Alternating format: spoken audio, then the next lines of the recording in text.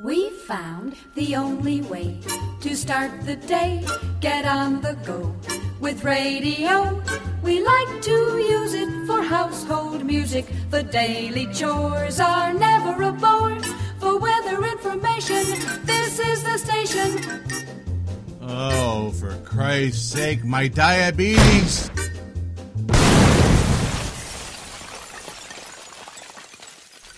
That was probably more satisfying than it should have been.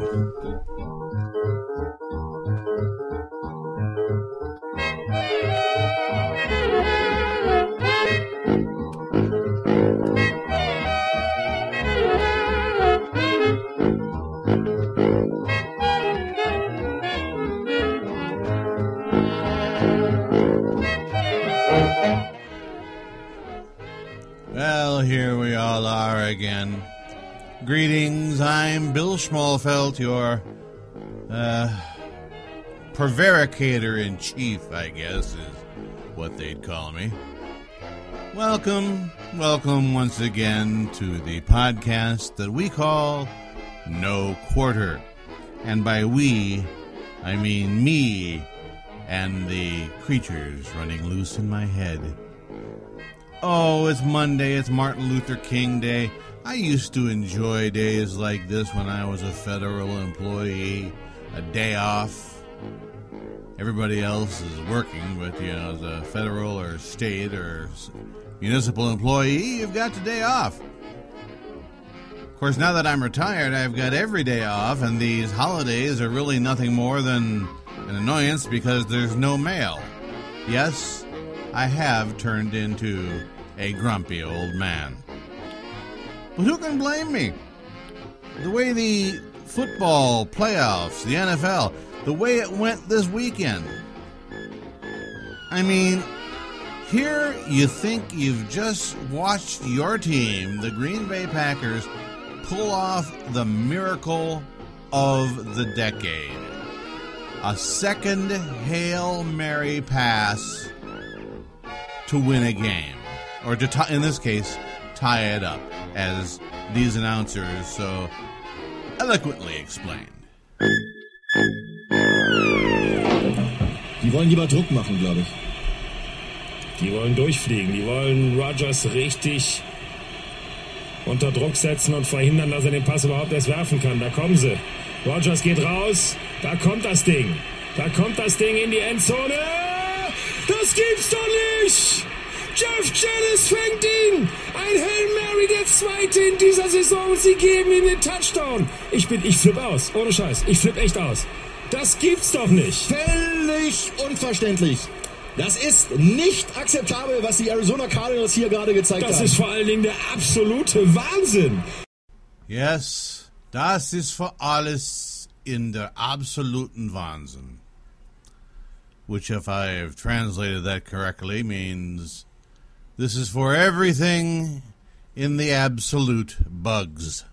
And who doesn't feel that way today?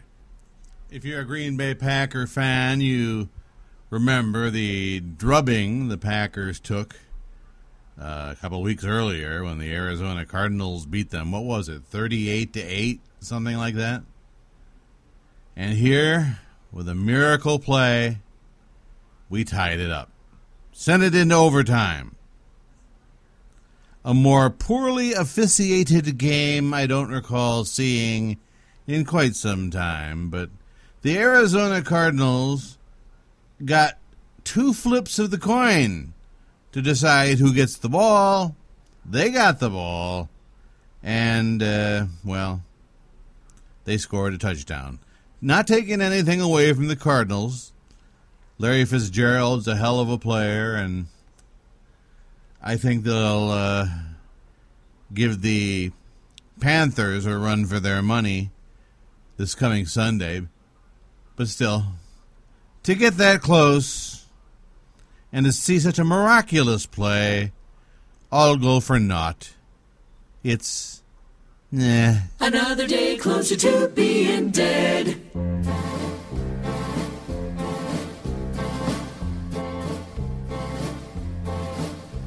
Do I need a life? It's so clear that I need a life. quite the man that I wanted to be at the start. Do I have a life? Oh my Lord, there it goes again. Why is nobody helping with my pain? Can't they hear my brain? Manic, depressive, and sociopath can I be? Is it true? Obstacles blocking my chosen path. Who's to blame, me or you? I should have a life. It's your fault that I need a life. I cannot just murder my lovely wife to have a life.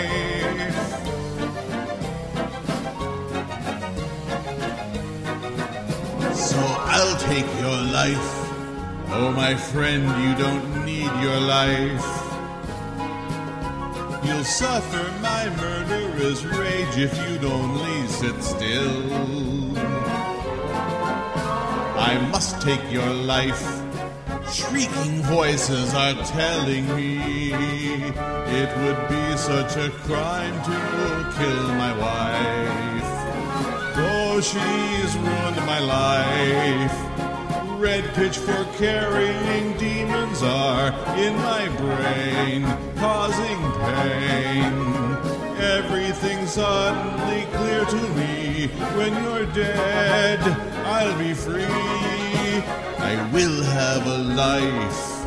I want more than to have a life. I want you to suffer, 'cause oh boy, do I need a life.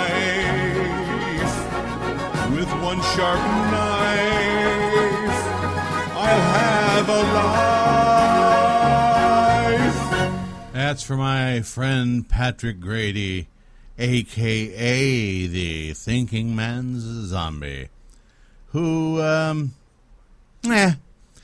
don't think I'm going to get into that. Not today. Today we're going to kind of keep things lighthearted as I talk about my de-evolution into becoming an old man. Yeah, 61 years old, and I'm living by myself in a senior residence, learning how to deal with the vagaries of aging when my brain still feels like it's 18 years old. You know, I grow foot calluses like Iowa farmers grow corn. Every week it seems like the skin on my heels has gone armadillo, turning into hardened scales, which I suppose are designed to protect my heels from something. I guess it's a family issue. Dad had feet like that. Let me just say my 3 brothers and 3 sisters and I did not fight to see who would get the honor of pulling off Dad's socks when he came home from work. His mother, my grandmother, had feet that were so calloused when she walked around in her house barefoot, it sounded like a medium-sized horse walking on the linoleum. I think Dad used Epsom salts to moisten his feet to the point where he could get the hard, dry skin off with a razor or a machete. I don't really recall all that stuff that happened so long ago. My granny had a pumice stone, which I thought was kind of cool, since it came from a volcano. She would just sit in the tub until her feet softened, and then she'd work the rugged old volcanic rock over her rugged old volcanic feet. And for decades, this is how mankind was forced to deal with the problem of hard, cracked heels. Then came the ped egg. I think it was invented by someone who'd been using a Parmesan grater on his own feet and came up with this great idea whereby he could capture the scrapings in the appliance itself and not get foot flakes mixed up with the pizza topping. The ped egg was a great step forward in modern design. Gail and I had one when they first came out. Early adopters, you know. And the thing worked like a charm. The problem for me is, with my Parkinson's disease, I can only hold an object in my hand for so long before the hand starts to cramp. And my accuracy with the thing was poor, so I would slide it across a calloused heel, and if I was working it hard, it would slide right off the callus and grate the soft and tender skin on the top of my foot. Having to bend over to scrape was a pain. Yeah, but it was better than the pumice stone. And when you were done, you could pull the collector out and see how much you had collected in skin flakes. Well, apparently I was not the only one to have scraped up toes and foot tops from this thing, for lo and behold, the ped egg with handle. Ped egg on a stick. Much easier to navigate, much easier to maneuver, not as much bending, cleaner feet, because one is able to keep the thing on the callus and not allow it to wander about the foot on its own. And here I thought science had gone about as far as it can with this marvelous device in the science of callus removing. I thought that. I was a fool. Enter the rotating callus remover device. Yes. Ped Egg makes these too, but screw them. I saw this little beauty from Amoped called Petty Perfect on a shelf at Walgreens after I moved to Wisconsin, and I just snagged it right off the shelf. I paid for it. Okay? So now once a week, if you happen to be listening on the outside of my bathroom door, please turn yourself over to the police. You'll hear this sound, which sounds like somebody applying a power sander to drywall. Now there's no flake catcher with this thing, and I don't want to leave it all on the playing field, as it were. That's another thing I'm learning as a new single guy. When you miss the toilet, it's up to you to clean it up. It will not evaporate. It will leave a stain. Clean the damn thing and the toilet rim. Work on perfecting your aim. Jim, get in here for a minute. Yeah, honey, what's the problem? Look at this bathroom floor. It's covered in pee. Maybe it was the dog. We don't have a dog, Jim. It's just you and me, and you know it wasn't me, so that sort of narrows down the suspect roster, doesn't it? Yeah, you're right. I just don't know what the problem is. I just can't seem to get a good stream of urine from me to the bowl. The problem is you're not concentrating. You're not focused. Here, try this. What's that? That's the WJJ urinal target. I've heard of those, but aren't they just for urinals? Don't be silly. You can put this right on the back of the toilet and use him to calibrate your urine stream. That's right. Thanks to the scientists at the Liberal Grouch, we've developed this foolproof technique to help you calibrate your urine stream. With a WJJ urinal target, you'll stop peeing all over the floor and make your wife a happy woman. Gee, look at that, honey. Right between the eyes. Good job, Jim. Now if we could just come up with some way to get you to remember to put the seat back down. It works in toilets, too.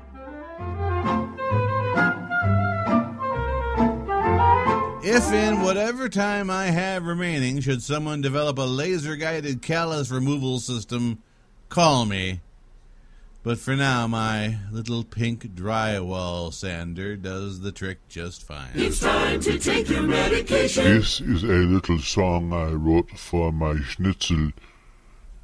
My schnitzel has a first name. It's Johan. My schnitzel has a second name. It's Weissman.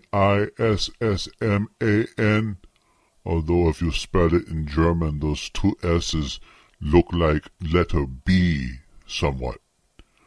I love to eat it every day, and this is why I always say, if you want schnitzel, get your own and leave my schnitzel pork alone.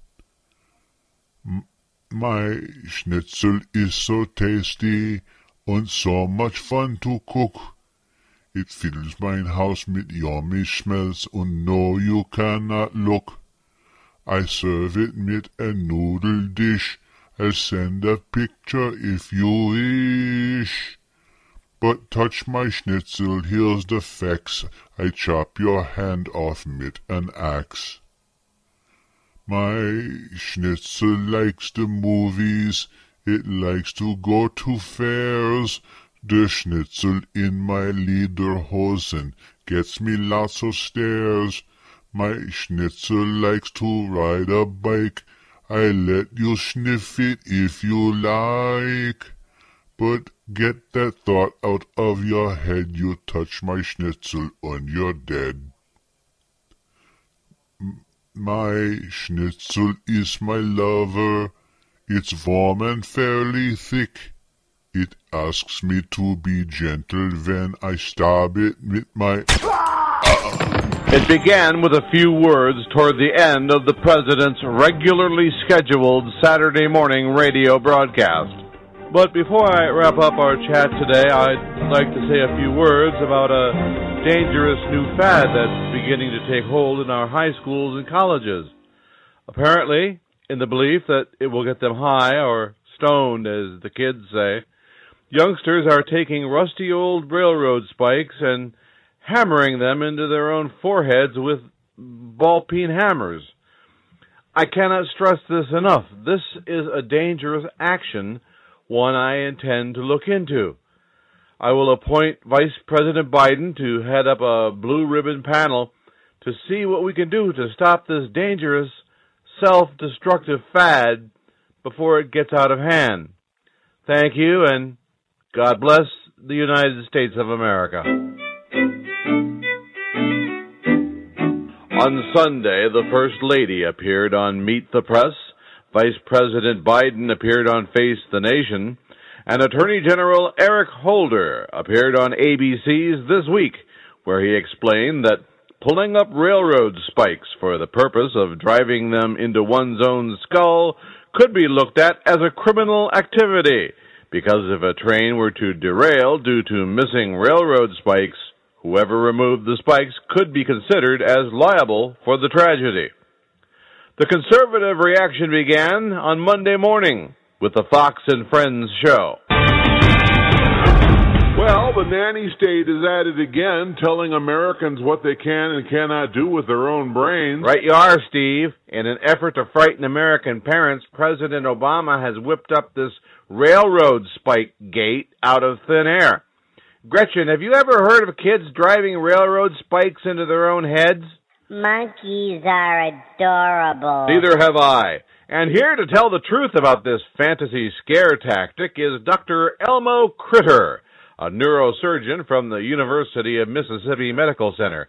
Dr. Critter, are kids getting high from driving railroad spikes into their own heads? No, that's silly. Driving a railroad spike into the frontal lobes of your brain would perhaps produce a mild sense of euphoria at the best, but then there's the pain of getting the spike through your forehead skin, your skull, and the brain's protective covering. But wouldn't it kill you, Doc? Well, not necessarily. As if you're really dedicated, as you can see in the animation, if you're very careful with the placement of the spike, locate it directly between the brain's two hemispheres, you could likely survive having a railroad spike driven in between them. Brains have hemispheres, like globes. Globes are round. Well, we learn something new every morning on Fox and Friends. Reports of self-induced railroad spike brain injuries and death began to trickle into newsrooms, and Rush Limbaugh picked up on the controversy for his Monday noontime program.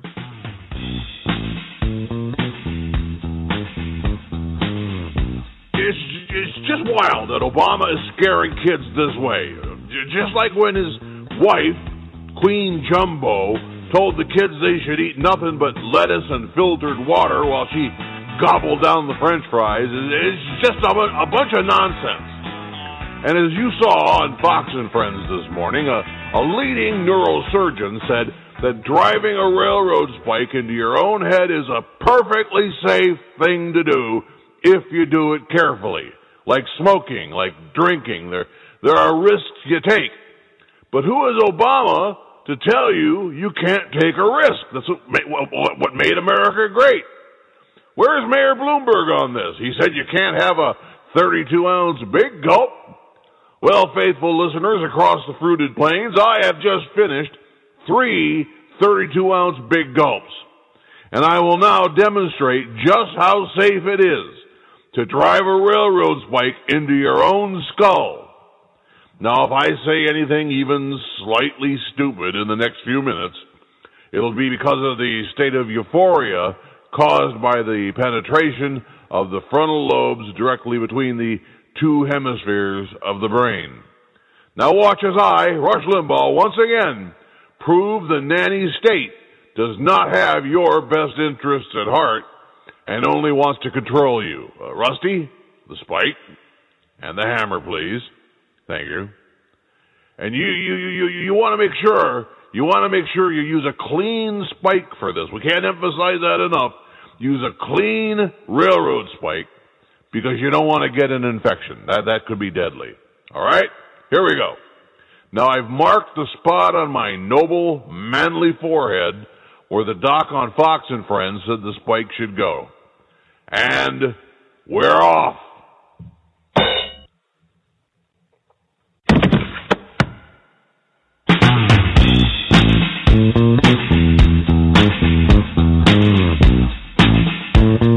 Despite Rush Limbaugh's death as a result of driving a railroad spike into his own brain, the various Tea Party organizations started the meme that Obama had somehow provided a poisoned railroad spike to Limbaugh, and set about to prove, once and for all, that driving railroad spikes into your own foreheads was a perfectly safe, fun, family activity if done carefully.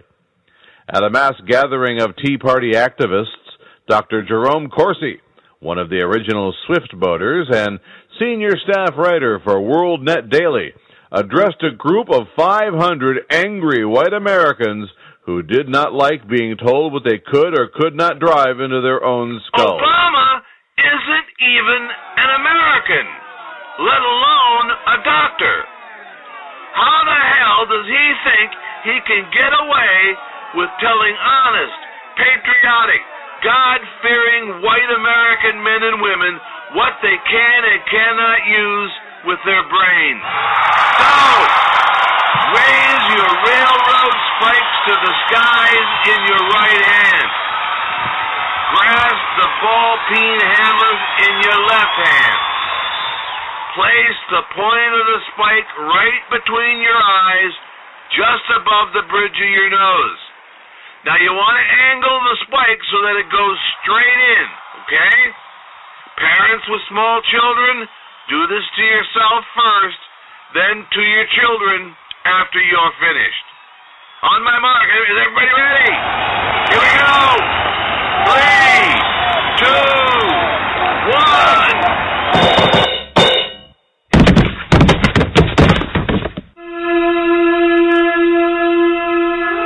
There were hundreds of such Tea Party gatherings all across the nation on Tuesday. At last report, 1.5 million Americans were killed by driving railroad spikes into their own heads, and that death toll continues to rise every day. But oddly enough, not everyone who attempted this fatal accomplishment was killed. In fact, when Sarah Palin addressed a Tea Party gathering on March 15th, she seemed just fine. Kind of like getting a nipple pierced, but with a lot more blood. Other than that, piece of cake. Railroad spikes and hammers bearing the CPAC logo were handed out. They're still removing bodies from the conference center at this hour. Picture yourself at a candidates forum somewhere in New Hampshire or Iowa State Fair. Somebody speaking, you can't help but notice the man with the fiberglass hair.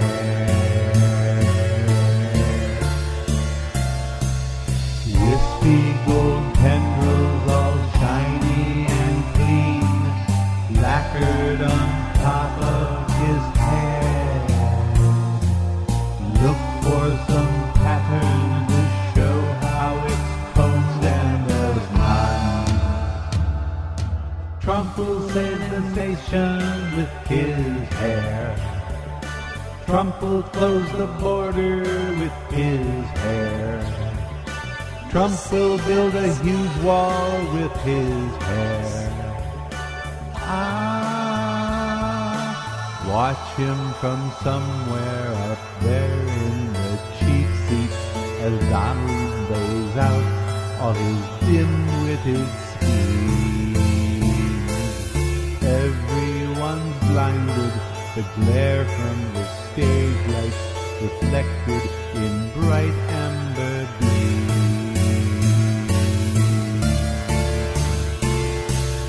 Riveted by the impossible swamp that seems to have a life of its own. Trying your best to make sense of his words, but there's none. Trump will save the nation with his hair. Trump will close the border with his hair. Trump will build a huge wall with his hair. It'll be huge. Picture yourself as you stare in amazement. He's so out in front that it hardly seems fair. Suddenly someone is standing behind you, the man with the fiberglass hair.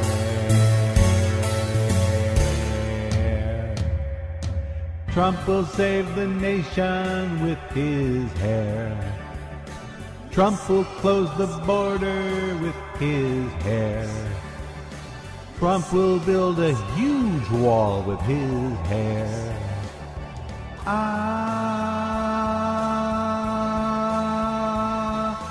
Trump will save the nation with his hair. Trump will close the border with his hair. Trump will build a huge wall with his hair.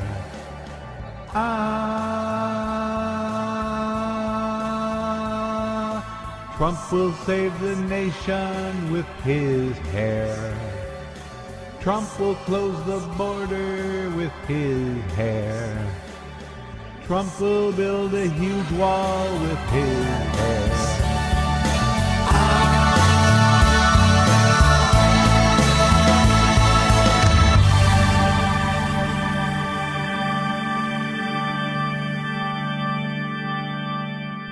It's like I said the other day, you don't just move into a retirement facility and start being an old man. It takes practice. There are things you have to know. There's ways you have to behave. And I've only been here since August, so I'm still learning. I have much to learn. For instance, the other day I hobbled down the hallway to get my mail. At first I thought I was too early, as Eugene, Judy, and Elsa were all sitting in the little visiting area at the end of the hallway by the mailboxes. They were discussing a topic of vital importance: fish. Eugene is a retired farmer, so a lot of our one-on-one conversations revolve around farming. "You know them little rivers they got to run to the farms?" he asked. Oh, I used to allow some unemployed folks to fish on my land, and every now and then one of them would drop by with a nice big bullhead. Yeah, that's some good eating, I said. When I was a boy living in Iowa, we used to pull in those big channel cats they got in the Mississippi. Nothing better than a nice fried catfish. Judy said she wasn't much of a fish person, except for baked cod. I told her if she was partial to cod, I knew a place in Hales Corners. It's called Clifford's. They can do wonders with a cod. But their specialty is the Friday night fish fry, where they serve up an all-you-can-eat feast of golden, deep-fried chunks of batter-dipped Atlantic whitefish. And fresh? These fishes were swimming off Nova Scotia this morning, and now here they are on your plate. Dip 'em in ketchup, or catsup, or whatever you got, or tartar sauce, and enjoy true fish deliciousness. Elsa said my description was making her hungry, which for some reason got Judy onto the topic of the drink known as the tequila sunrise. I was at a funeral reception for my brother who passed, she said, and if you ever had been to a funeral reception for someone still living, I'd like to hear about it. And everyone was raising glasses to his memory. You don't toast your brother with Diet Coke. So my niece suggested I try a tequila sunrise, and it was so good. You don't know how much booze is in it. Ja, said Ilsa, who speaks with that same German syntax as did my mother's mother. 2 of those and on the table you dance. This went on for about 15 minutes. I was leaning on a handrail along the wall, and my legs were aching. I bid the folks good day and hobbled with my junk mail back to the apartment. I was expecting my sister to come by and take me out to do some shopping, maybe go to a movie, but she fell on the ice the day before and hurt her knee. The weather that day was fairly decent, sunny, 25 degrees. I needed to get some laundry done, so I had to make some plans. I was out of dryer sheets. Now, there was a narrow window for going outside. 25 is not so bad. The next day, the high was expected to be 3 degrees. The high, 3 degrees. Supposed to get down to -4. So down to the bill cave in the basement, into the secret bill chamber to board the Billmobile. Dressed in a T-shirt, sweater, thick Packers throwback jacket, fur hat, goggles, and gloves, I was off. The Billmobile. It's a mobility scooter that looks something like your regular 3-wheel scooter. Only takes about 10 minutes to get to the Walgreens each way, and as long as I was there, I picked up a few more things I needed. Toothpaste, a new pill organizer, the toilet paper those animated bears use on the TV. Oh yeah, and dryer sheets. I finally got all the laundry done, and then it was time to do something else. Stay tuned for a thriller-minute, action-packed private eye drama with the new adventures of Johnny Nut Punch.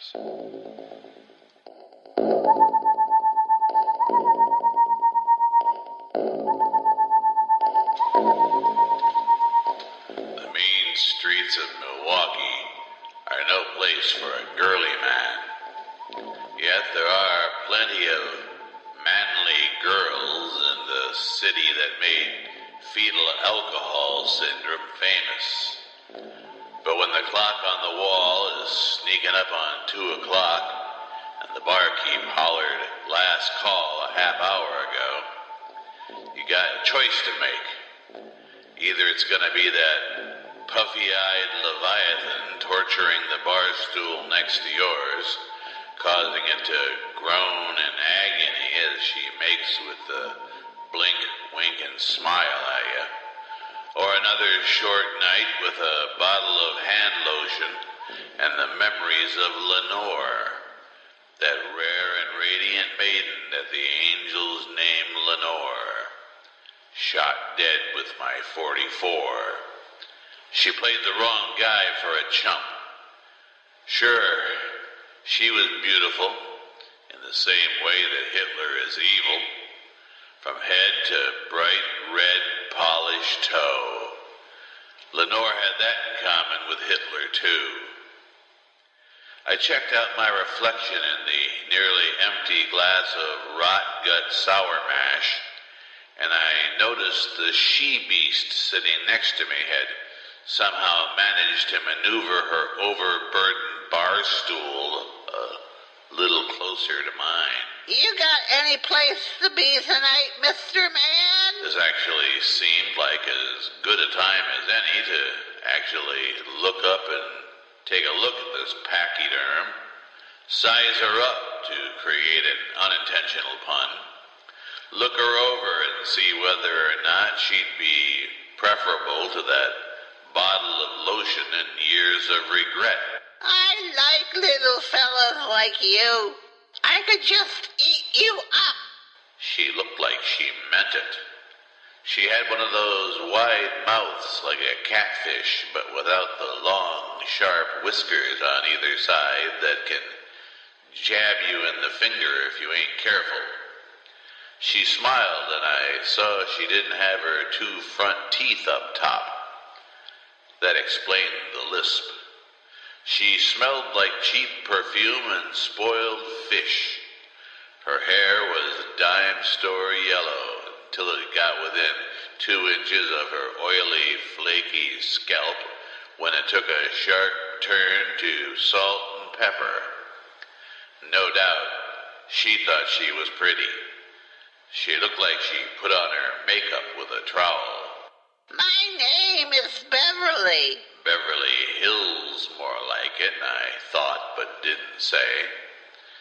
She blew a lungful of smoke into my face, and it smelled like tobacco and rotting teeth. I looked, and she didn't have a cigarette. One could only imagine where that smoke came from. I didn't want to know. That bottle of lotion was looking better and better. I can put my whole fist into my mouth. Lady, you just spoiled the romance. I turned around on my bar stool, put my Buster Browns on the floor, and started for the door. Hey! I told you my name. You didn't tell me yours. I turned my head back over my right shoulder and felt 3 of my neck bones cracking like knuckles. It felt great. They call me Johnny Nut Punch. And don't ask me why. Don't ask him why, lady. That was Scooty Pete, the barkeep. I've known him for years, ever since I took up the rot gut habit after punching Lenore's ticket back in 38. Or was it 44? No, it was 38. It was the 44 I shot her with. She wasn't pretty no more after that. They called him Scooty Pete because of his chronic problem with intestinal parasites. He couldn't sit still. You didn't want him to sit on your furniture because he would just scoot and scoot and scoot his butt across the cushion. I suppose it made him feel better. It just made me feel sick.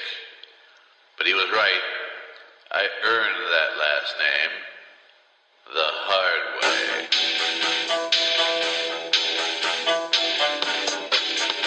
You're listening to the new adventures of Johnny Nut Punch, the hard-boiled private dick with a mind like a steel trap and a right fist like a jackhammer. He doesn't use a gun. He doesn't need it. There ain't no jam I can't get out of with a swift punch to a wise guy's package.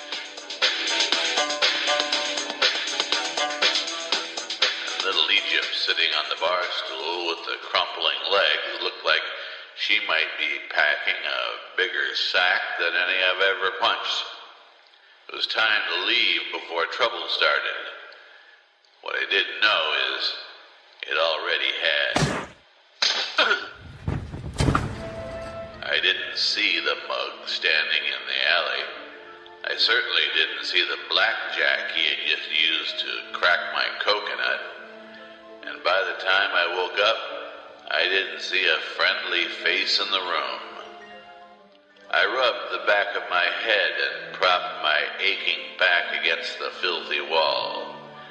I sized up the situation, saw the two goons who had just worked me over, so I thought I'd engage them in conversation. So you heard the one about the Pope and the head of the Eastern Orthodox Church, and they walk into a bar and the Pope has a duck under his big tall hat, and the Eastern Orthodox Patriarch says, The room lit up like a shutterbug's flashbulb when one of the goons in the room socked me in the puss. When I want to hear jokes, I turn on the radio and listen to Jack Benny. That voice, I've heard it before. My brains were pretty scrambled at this point from the rot gut and the blackjack and the punch in the kisser, but in 2 seconds, I knew I was looking into the twisted face of evil itself. Baron Luther von Hellsberg, the leader of the gang of Nazi saboteurs that Lenore was shilling for in 44. If you've ever wondered why the Navy has a base on Lake Michigan, von Hellsberg is the reason why. So I thought you were one of the goose-stepping bullet heads that got his neck stretched in Nuremberg. The goon who socked me made like he was gonna do it again, so I blew him a little kiss. Von Hellsberg yelled something in that Nazi lingo of his, and the big galoot dropped his arm and sulked out of the room like he'd been ordered to go outside and make number 2 in the flower garden. I prefer you alive for the time being, Johnny. There will be time for, shall we say, recreation later? Australian rules football is my game. No pads, no helmets, a game for men. Football, yeah, perhaps we play that. But with my foot and your equipment. He didn't even have the balls to say balls. But then, in that particular context, one isn't generally allowed to refer to those things on the radio. I carry a special license from the Federal Communications Commission to say whatever I want. You only have to nut-punch a bureaucrat once to get his attention and his signature on a permit. But what did this remnant of the Third Reich want with me, other than to cause me discomfort? What indeed? Perhaps we'll find out when this action-packed episode of The New Adventures of Johnny Nut Punch continues after this. In many foreign lands, wherever wine connoisseurs gather, they enthusiastically praise the distinguished character of Roma wines. Such praise of Roma wines in foreign lands can only mean that they are truly magnificent in quality. Roma wine's excellence is due to a unique combination of California's perfect soil and climate, from whence come the choice Roma wine grapes, plus age-old winemaking skill and modern knowledge. These combine to make Roma constant in quality, uniformly fine, unexcelled in value. Tomorrow, discover for yourself the delightful Roma taste and goodness enjoyed by more Americans than any other wine. Simply serve as an appetizer before dinner a cool glass of golden nut-like Roma California sherry. Then on the table, place a bottle of cool, hearty Roma Burgundy. You'll be pleasantly surprised at the extra delight it adds to your meal, how it will win new compliments from family or guests. Yet, the cost is only pennies a glassful. Get Roma wines tomorrow. If your dealer is temporarily out of Roma, please try again soon. Ask for R-O-M-A, Roma wines. Remember, more Americans enjoy Roma than any other wine. Beautiful luster cream girl, Tonight, show him how much lovelier your hair can look after a Luster Cream shampoo. Only Luster Cream brings you Kay Daumit's magic formula blend of secret ingredients plus gentle lanolin. Gives loveliness lather even in hardest water. Glamorizes your hair as you wash it. Luster Cream, not a soap, not a liquid, but a dainty cream shampoo. Leaves hair fragrantly clean, free of loose dandruff, glistening with sheen, soft, manageable. Gives new beauty to all hairdos or permanents. 4-ounce jar, $1. Smaller sizes, either tubes or jars. Tonight, try Luster Cream shampoo and be a dream girl, beautiful Luster Cream girl. You owe your crowning glory to a Luster Cream shampoo. And now we return to the new adventures of Johnny Nut Punch, and this, the case of Nazi revenge. His cell, these Jew-murdering jokers slapped me into was wallpapered with pictures of Lenore. Lenore, the rare and radiant maiden that the angels named Lenore. She weren't no maiden, not no more. I sent her to the devil a satisfied woman. Clearly, this was meant to torture me. And it was working. For one thing, the rot gut from last night, mixed with the freestyle clobbering I'd been subjected to over the past evening's entertainment, gave me a headache the size of Lotta Cargo, the name I'd created in my mind for the poorly coiffed monstrosity I was considering committing yet another mortal sin with last night. I couldn't help but stare at Lenore's picture. She was drop-dead gorgeous. That's what my partner Jimmy said right before she shot him in the eye. He dropped dead, but she was gorgeous. And I was the FBI's prize chump. Yeah, they actually have a prize for that.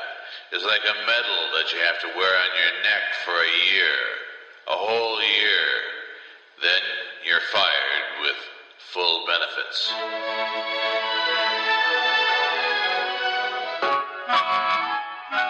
I thought Lenore was working with us, leading us to the Nazi saboteurs who were blowing up ships in Lake Michigan. Turns out she was one of them. But it took my partner getting his right eye and the better part of his brain blown out through the back of his head to wise me up to that fact. She was going to do the same thing to me, but I was quicker with my .38. No, wait, it was a .44. It happened in .38. No, it was 1944. The year was 44, the gun was a .44, so that should be easy enough to remember. But nothing is easy. Not anymore.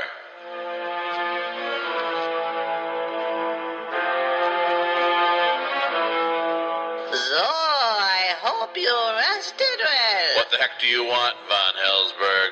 Oh, not that much. Just use this gun to put a little hole in the front of your head and a great big one in the back. And then I will read the newspaper through your skull while I enjoy my morning schnitzelbraten. There's nothing but bad news in the paper. Didn't your Fuhrer tell you that? Oh, wait. He had Russians reading Pravda through the hole he put in his own head, as I recall. Silence! I would strike you, but I have just had my manicure. Darn. I haven't had lady fingers for breakfast since before the war. Still cracking with the wise. We shall see how wise you are with your brains splattered all over the wall. You seem to have anger issues, Von Hellsberg. Still sore about that losing the war thing? The war? You think this is about the war? Well, let's see. You've always had a face like the south end of a northbound sow, the intelligence of a mentally disabled child of an Alaskan lawyer with a malpractice record a mile long, and the sweet temperament of a longshoreman during a hooker's strike. So it can't be those. That leaves... My daughter! You murdered my daughter! Lenore! She was your daughter? Yes, she was my only child. If I had been able to stand, you could have knocked me over with a feather. But it explains so many things. Her German accent, the way she used to have to stop herself from saluting during a newsreel when they showed Hitler giving a speech, her constant hectoring about information about the atomic bomb our boys are putting together out in the desert. She seemed awfully interested in atomic science for a girl. As shocked as I was, I couldn't resist rubbing von Helsberg's nose in it. Your daughter? That's shocking, seeing how much brain she had in that pretty skull of hers. That's when von Helsberg yelled for his goons. My German is nicht so gut, but I know enough to know that he told them to beat me within an inch of my life, but not to kill me, because that would be his honor. He said an inch, but I think they cheated, as I was clearly 3/4 of an inch from dead at the end of my beating. How will Johnny get out of this one? Will Johnny get out of this one? Or will his first episode also be his last? We'll find out when this flashbang episode of the new adventures of Johnny Nut Punch continues. Here's a mutual note for you. Even the most active of youngsters needs a brief let-up now and then from summertime strenuous outdoor play. Every weekday afternoon at 5 o'clock, Mutual presents a variety of programs to delight all children. There are exciting adventures in a fantastic land of imaginary characters where anything is possible and all things are wonderful. Kids and grown-ups, too, will love these fancy-free tales of out-of-this-world entertainment. The Best of the West comes your way as well every Monday through Friday afternoon, when you can listen to the cowboy songs and tunes that are everyone's favorites. The music that is part of the history of frontier days and that still is part of the background of Western life today brings... This is the last week. Yes, this week is your last chance on this program to hear how to get a 14-karat gold-plated copy of Sergeant Preston's famous mounted police whistle. So hurry, get this official two-tone police whistle offered only by Quaker Puffed Wheat and Quaker Puffed Rice, the swell-tasting king-size cereals shot from guns. You get with this terrific whistle a 12-inch gold-colored braided nylon cord to hang from your buttonhole or belt. It's a beauty of a whistle, plated with gleaming 14-karat gold. It's a heavy whistle. You can feel the weight and quality of the heavy-duty metal. It's a big whistle, actually over 3.5 inches long. And listen to its two-tone sound that shows it's an official police whistle. Think of the signaling you can do with this Sergeant Preston whistle. Perfect for dark night. Handy in any emergency. Just what you need for training and calling your dog. Don't forget, this police whistle is not for sale in any store. To get it, buy a package of Quaker Puffed Rice or Quaker Puffed Wheat, the famous breakfast cereals shot from guns. Actually exploded up to 8 times normal size to make them bigger and better tasting. Delicious and tender as nuts in November. Then send the box top with only 35 cents. That's 35 cents and your name and address to Yukon, Box L, Chicago 77, Illinois. You'll get a money-back guarantee with your swell 14-karat gold-plated Sergeant Preston mounted police whistle. Yes, hold it in your hand. Blow it, just once. And if it isn't better, far better, than any other whistle you've ever seen, you may return it and get every cent of your money back, plus postage. So hurry, hurry, hurry. This is the last week of this radio offer. send 35 cents and a box top from Quaker Puffed Wheat or Quaker Puffed Rice to Yukon, Y-U-K-O-N. Yukon, Box L, Chicago 77, Illinois. And now the conclusion of this episode of The New Adventures of Johnny Nut Punch.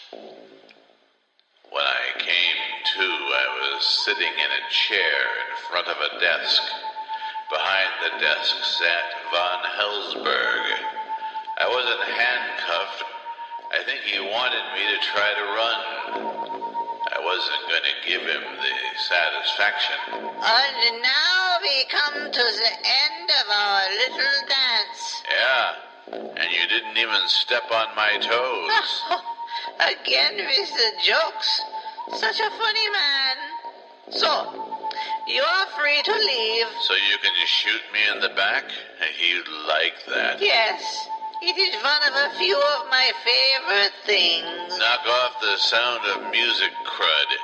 If you're gonna kill me, get it over with. No, not until after the surprise. Oh, is there going to be cake? Better than that. Come in now, my darling. A panel slid open behind him and out stepped Lenore! The rare and radiant one-time maiden, the angel's name Lenore. It is remarkable what your American doctors can do. It took a while for my hair to grow back, but a little time and several metal skull plates, and here I am. Well, spank me until my bottom gets all puffy and call me the Marshmallow Man. Still kinky, I see. You loved it, you beautiful skank. Enough with the love talk. My beautiful daughter, though she is still beautiful, had to go through years of painful surgeries because of you, Johnny. And I waited until she was released from the hospital so she could see me avenge what you did to her. That's the thing about vengeance. Once you've had it, you want more. And when you get more, it's never enough. It's like cake. Von Hellsberg reached into his jacket and withdrew a Ruger pistol. A true Nazi to the end. He stood up, his daughter behind him, and leveled his Ruger at my forehead. As I recall, Lenore, he shot you right above the left eyebrow, yeah? He took aim. I closed my eyes. I've seen a lot of things, but my own brains were not about to be on that list of things I've seen a lot of. Goodbye, Johnny. I heard the gunshot. At first I thought he missed. Then I figured I must have been killed instantly. It finally dawned on me to open my eyes. I couldn't believe what I was seeing. I can't believe what I'm seeing. Von Hellsberg was standing in front of his desk, blood pouring from a through-and-through bullet wound from his shoulder blade to his sternum. Lenore had the derringer in her hand. It was still pointed at her father. Nobody kills the man I love, except for me, and not while I still love him. So, as you can see, Father, this was a predicament. Von Hellsberg remained standing, wobbling, but standing. I am going to die, but before I go, I have to know one thing. And what's that? Your name. Johnny Nut Punch. How did you get that name? I thought you'd never ask. Oh, Daddy, you should not have asked that question. I balled up my right hand into a fist and... Goom, goom. Ah, God, my balls! You punched me in the nuts! And that's how he got his name. Darn tootin', Cupcake. With the combination of the nut punch and the bullet in his chest, it all proved to be too much for von Hellsberg. He sank to the floor and died. Lenore put her derringer back into her purse. So, No hard feelings, huh? About shooting you in the head, I mean? You actually did me a favor. You blew out that part of my brain that caused me to be an evil Nazi. So, we must go now to your police so you can turn me in for killing your partner. I got a better idea.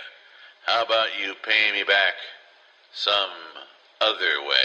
Yeah, okay. And then after that, the police? No, after that we get you a private eye license, and you're my partner. That is a much better prospect than being a prisoner on death row. Baby, that's the nicest thing anyone said to Johnny Nut Punch in a long time.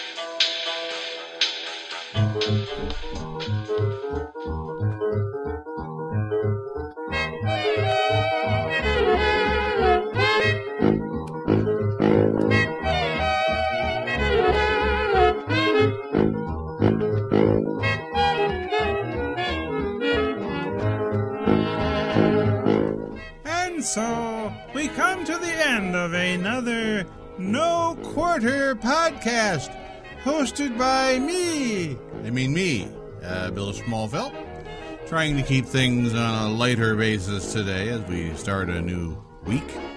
Monday, 18th of January, Martin Luther King Day.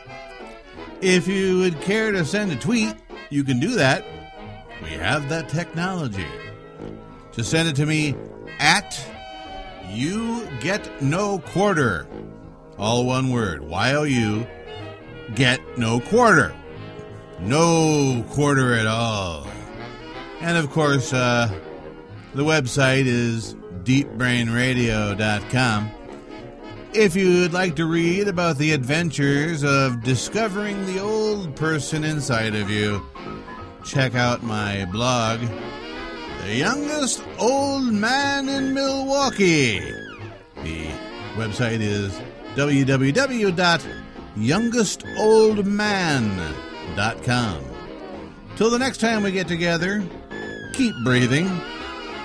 Keep that oxygen moving in and out of your lungs, replacing the carbon dioxide. Have a nice lunch. Go for a walk. Pet a dog. Do something fun. Or don't. It's up to you. Talk to you next time.